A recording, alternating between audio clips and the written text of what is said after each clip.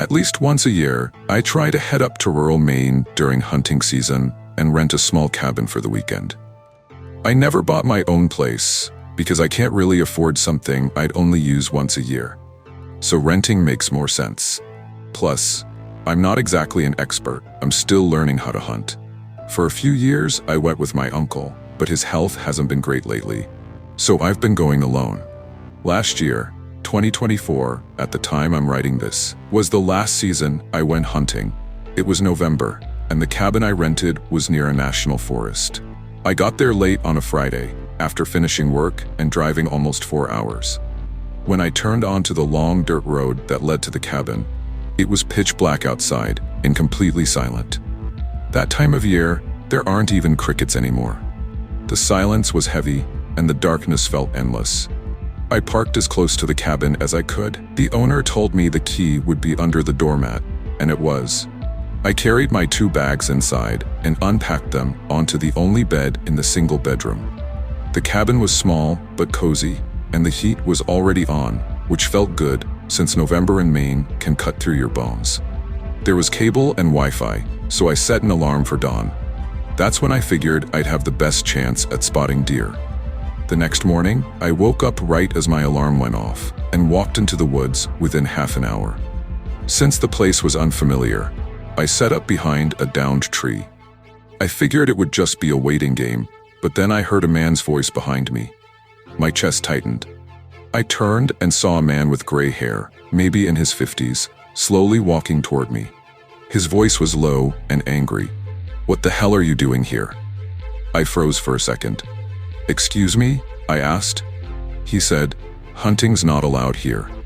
I watched you right up to that cabin. Outsiders always come out here for the wrong reasons. You'd better leave the same way you came." My heart was pounding. I apologized, grabbed my things, and started heading back. When I looked over my shoulder, he was gone. I got in my truck and drove to another part of the forest that a website said was legal to hunt. I sat out there the whole morning, but saw nothing. Around noon, I went back to the cabin to eat. When I got there, the front door was unlocked. I was sure I had locked it before leaving. Inside, some of my clothes were out of place, and my hunting bag was unzipped. I couldn't remember leaving it open, but I usually keep it closed. I walked through every room quickly, heart racing, but nothing seemed stolen. I decided I was too hungry to cook, so I drove into the small nearby town and picked up some Chinese takeout. I came back, ate, and then lay down on the couch with an old black and white movie playing on the TV. My mind kept circling back to that unlocked door. Did I forget to lock it, or was someone here? Later, I brushed my teeth and went to bed, letting another movie play in the background. I was just drifting off when I heard a distinct click, the sound of a door opening. I opened my eyes and saw the closet door cracked open. I was positive I had shut it earlier. My body jolted awake.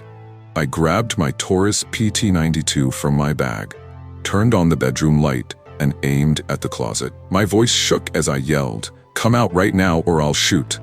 Part of me still thought I was overreacting, but then the door creaked wider, and the same older man from that morning stepped out. His scowl twisted into a disgusting grin, missing one of his front teeth. "You got me," he said. My hands shook as I reached for my phone and called 911, telling them I had an intruder at gunpoint. The wait for the deputies felt like hours. The man stood there, muttering about being sick of outsiders disrespecting the land. I didn't answer him. I just kept the gun pointed and told him to shut up. Finally, the sheriff's deputies burst in and arrested him on the spot. He claimed the door had simply been unlocked, but I know I locked it. The owner later insisted there was no spare key hidden anywhere, and even suggested it was my fault for leaving it open. He didn't seem worried about me, just about whether his things were missing. Even after they took the man away, I couldn't shake the feeling that he had been inside the whole time I was out in the woods, just waiting. That trip was the last time I ever went hunting alone in Maine, and to this day, I thank God I had my gun with me that night.